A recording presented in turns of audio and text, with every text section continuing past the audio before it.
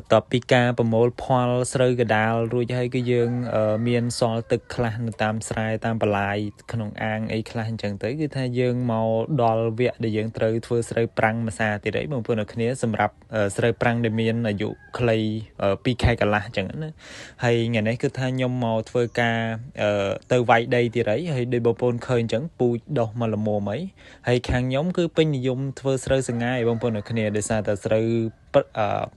ប្រាំងប្រភេទស្រូវសង្ហាយនេះគឺវាលឿនអញ្ចឹងណា2ខែកន្លះអីគឺយើងបានផលបានច្រូតអី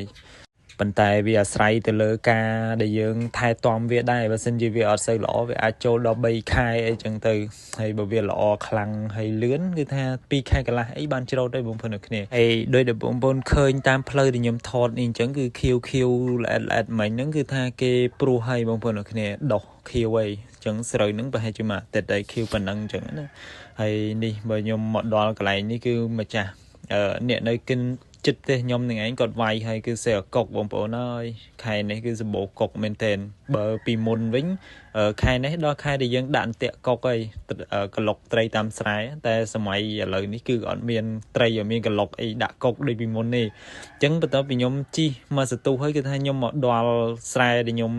ធ្វើហើយអញ្ចឹងគឺធ្វើការលើកពុំលើកអីនឹងរៀបចំម៉ាស៊ីនដាក់បូមទឹកតែម្ដងដោយសារតែយើងមកពីព្រឹកដែរអញ្ចឹងណាហើយមកដាក់ពីព្រឹកមុនគេនេះដោយសារតែយើងត្រូវបធូរហើយវាយដីព្រឹកនេះអញ្ចឹងណាបើយើងអត់បធូរទឹកនឹងខ្លះទេទឹកជ្រៅក្នុងស្រែពេលអញ្ចឹងវាវាយអត់ស្អាតអញ្ចឹងណាវាអត់បាត់កជ្រៀងហើយណាមួយទឹកនឹងដាក់ថ្នាំខ្យងអញ្ចឹងបើវាយទឹកច្រើនអញ្ចឹងវាខ្ទាតចំយើងអីវាពុលយើងអីអញ្ចឹងណាវាប៉ះពាល់ដល់សុខភាពយើងខ្លាំងមែនទែនហើយដោយបងប្អូនដែលធ្វើស្រូវប្រាំងគឺដឹងអី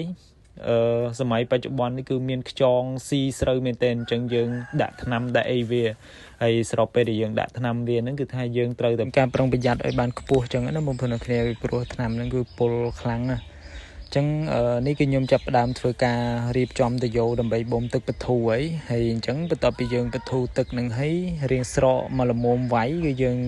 ចាប់ផ្ដើមចុះដាក់តែម្ដងបងប្អូនអ្នកគ្នាប៉ុន្តែនេះគឺខ្ញុំមកនេះគឺម្នាក់ឯងសិនទេដោយសារខ្ញុំមករៀបចំទៅយោបូមទឹកចេញបធូរមុនអញ្ចឹងណាហើយនៅពេលដែលបធូររៀង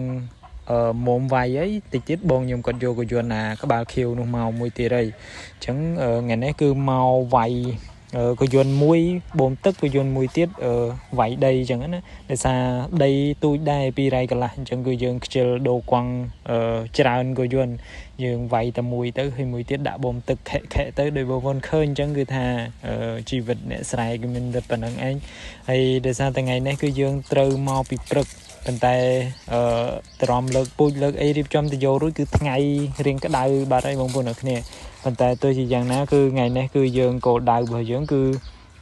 ត្រូវតែបានព្រោះអញ្ចឹងណាទោះបីជាយប់បន្តិចក៏អត់អីដែរហើយនេះគឺរៀងស្រកបន្តិចអីអញ្ចឹងបងខ្ញុំគាត់ចាប់ផ្ដើមមកហើយទៅមកដល់គឺរៀបចំ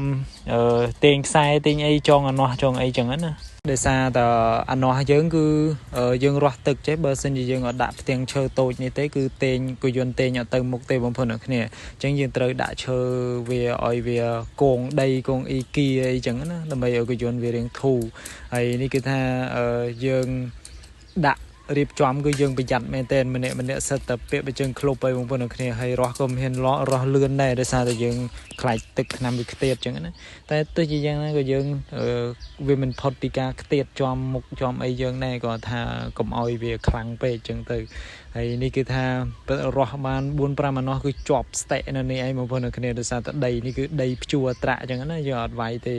យើងយកអត្រាក់ខ្លួនយើងវាយភ្ជួរអញ្ចឹងគៀនភ្លឺនេះគឺបែនអត្រាក់ដល់កណត់ហើយដល់ពេលគេយន្តមកមានណា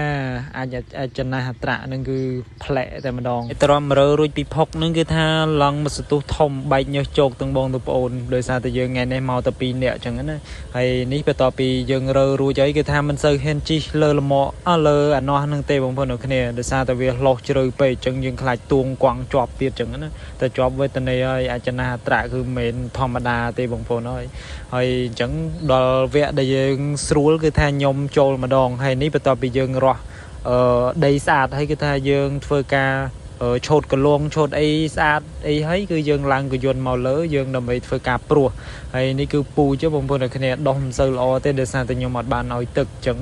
វាដោះអត់សូវកម្លាំងអញ្ចឹងណាហើយមានអាខ្លាលួយក្តៅខ្លាំងហើយនេះបន្ទាប់ពីមើលពូជមើលអីហើយគឺថាខ្ញុំចូលធ្វើការដាក់តែឯងមុនហើយដោយសារតែបងខ្ញុំគាត់ទៅ